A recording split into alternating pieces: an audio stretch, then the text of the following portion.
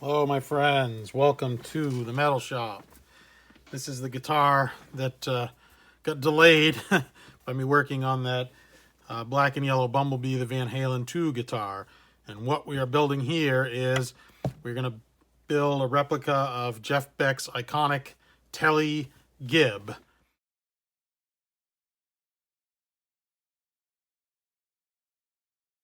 I built one of these before. I used a natural body that Fender used to do. I kind of copied the Seymour Duncan replica previously, and it's funny because Seymour Duncan, the man, built the original Tele-Gib, but when Seymour Duncan, the company, built their own replicas, they really weren't even close. Seymour Duncan used a tunematic tailpiece on his. The original just had a cut down Tele bridge so that the humbucker would fit. Seymour Duncan used a kind of a natural finish with grain, the grain showing. And the original Tele-Gib, it wasn't, this is called vintage cream. This is as close as I could get. The original Tele-Gib kind of had that pickled, opaque white finish. Impossible to find or extremely expensive. This is going to be a nice replica. I'm going to be selling it on Reverb, and it's going to be more budget-minded. It's one of those XGP bodies, and yes, it is from Guitar Fetish, but I don't care. The guy uses vintage Fender specs, makes exact copies, good quality wood, good quality finishes, so I don't care where they're made or the name of the company. These are good quality pieces. I've used them in the past. So I'm going to route this out for humbuckers. I do have a brown. This one's going to be a lot better than the last replica I built. I do have a brown pickguard, really hard to find. This company, it's painted, so I'm going to have to be real careful of it, but it is brown, like the original. I have the I have good pickups for it. I think there's a double cream in the bridge and a zebra, or maybe it's reversed. I'd have to look at some pictures. I'm going to try my hand at relicing here. Unfortunately, I'm not going to be able to take you with me even in a time-lapse manner. The best pictures I have are on my phone. So what I'd like to do is look at the pictures, do some relicing, just back and forth, which precludes me from filming what I'm doing. I mean, basically, the front is really, the finish is kind of worn through, so sanding is going to replicate that. This also does have a contour, but that's okay because the original Tele-Gib had a lot of wear here, almost a contour worn. And if you all remember Jeff Beck's other guitar, I can't think of which one, what clever name they gave it, but he sanded a forearm contour into that guitar. So again, this is going to be pretty nice, I think, but it's not going to be perfect. Yeah, there's a belly cut here as well, and Telecasters didn't come with that. I don't know why I'm trying so hard to make this nice. So anyway, a lot of the finish was worn off on the front. It looks like there was a Bigsby installed at some point. There's 3 noticeable holes, not 4. Kind of weird. The back, the finish is worn off as well, but it's also kind of chipped. So what I will do is I'll make some progress. I'll bring you along and show you the progress, and we'll have to do it that way. So first things first, we are headed into the basement to get these pickups routed. All right, cool. All right, well, we can see we've got it routed out here, and the cool thing is, guess what? I didn't put any padding underneath. I didn't really care about clamping it up like this because this is going to be relic. So, and I didn't put tape all over the guitar in case the router made any scratches moving over the top of it. Oh, I apologize for the background noise. The air conditioner, central air here in the metal shop is here in the basement. But the routes came out very nice and cleanly. I'd been making some mistakes previously, and I had learned how to use this as a kid. This belonged to my stepfather, And what I neglected to do was, really stupidly, I would set the height with this collar, but here on the back there's a clamp that holds it in place. And the collar, that's so that you can, you can pick it up and you can drop route, but I wasn't drop routing, I was depth routing. So I needed to have this locked up, and what was happening was, as I was routing, and if you go through some of my old videos, you can actually see it, this red collar was spinning, and I couldn't figure out what was going on. I'd be routing a pickup, and all of a sudden it would be going too deep, and I'd stop and realign. And I'm learning as we're going too. I'm not, by far, I am not an expert in the slightest. So, but yeah, I wasn't using this for plunge routing, so my bad there. But yeah, pretty happy with that. We're going to get to some relicing, and I will cut back and show you my progress. All right? Cool. All right, well, I think that's enough fun for now. I've sanded through trying to mimic the wear lines that are on Jeff's actual guitar. A little tougher since we have the forearm cutaway here.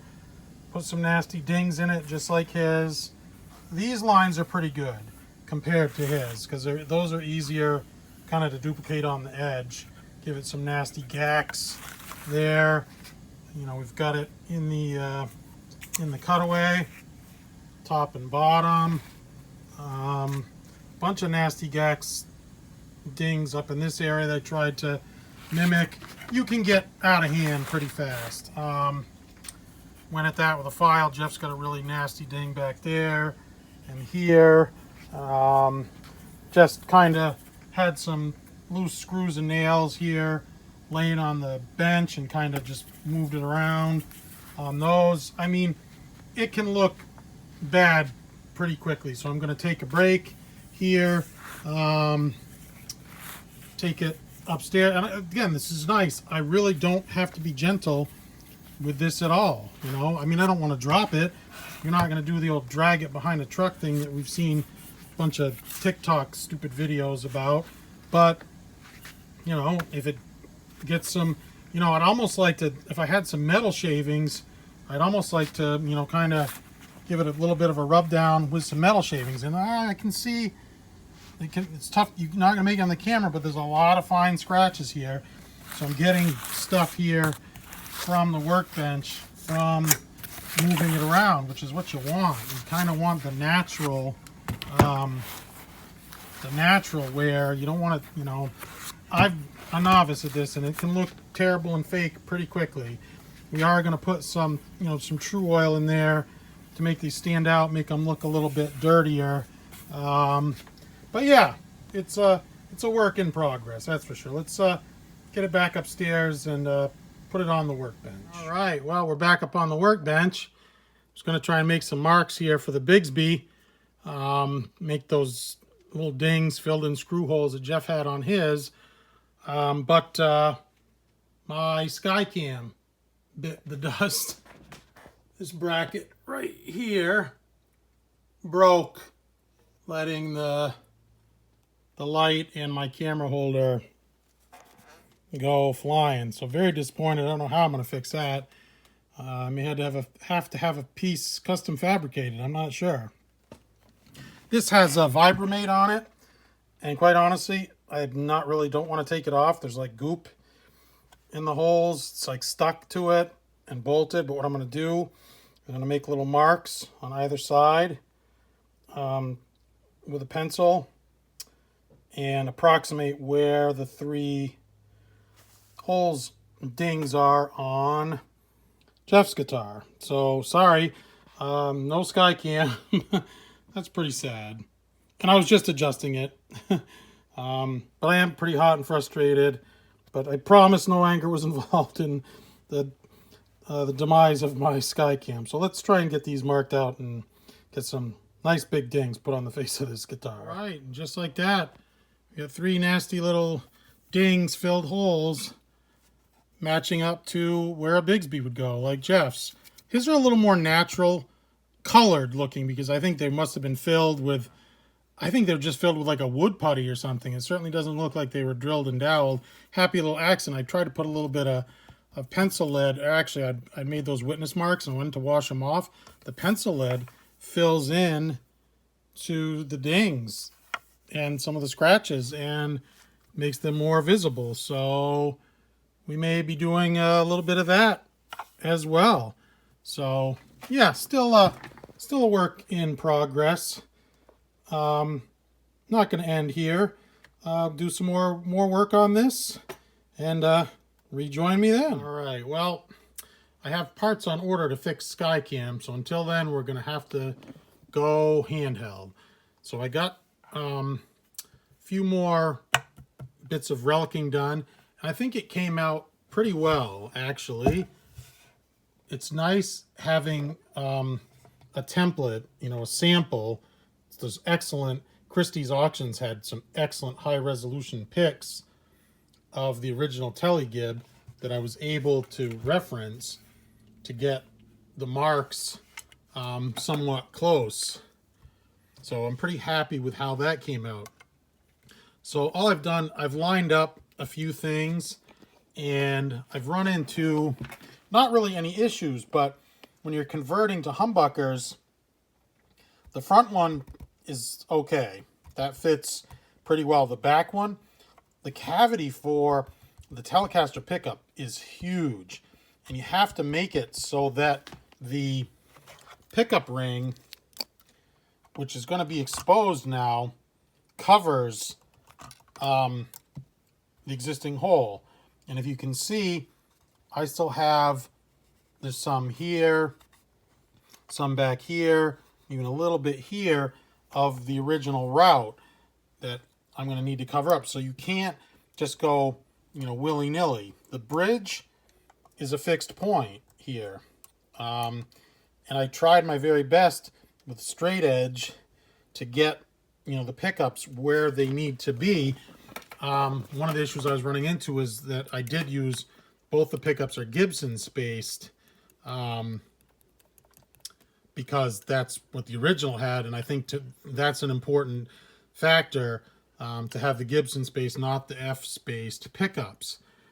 So, moving around, there's a fixed point here. You think it's a Telecaster, it's a simple guitar, and if you're using all quality Fender or parts with Fender specs, you're in really good shape.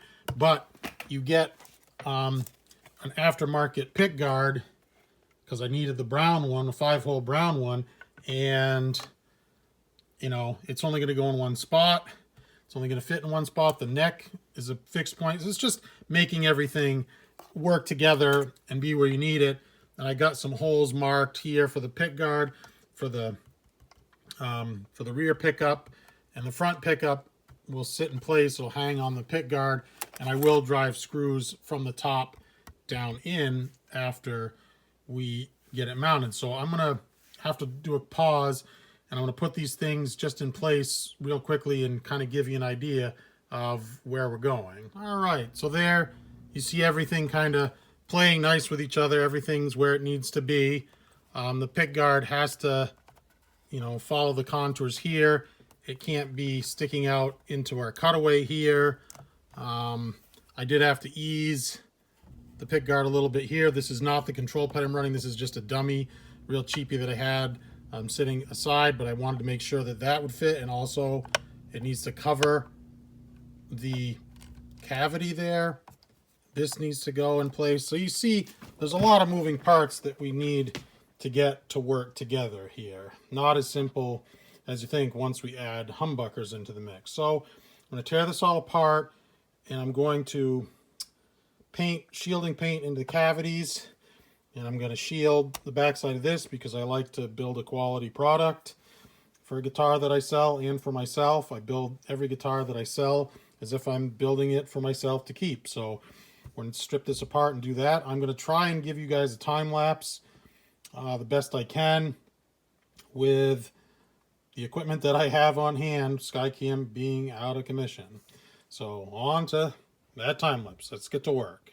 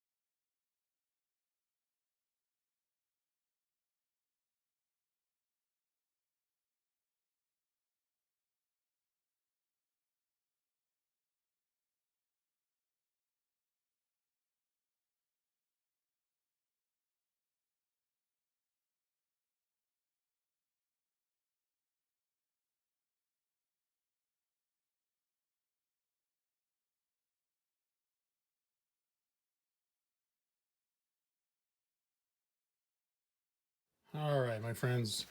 Well, that's going to end part one. You see I got the pickups installed, the bridge installed, the control plate harness installed.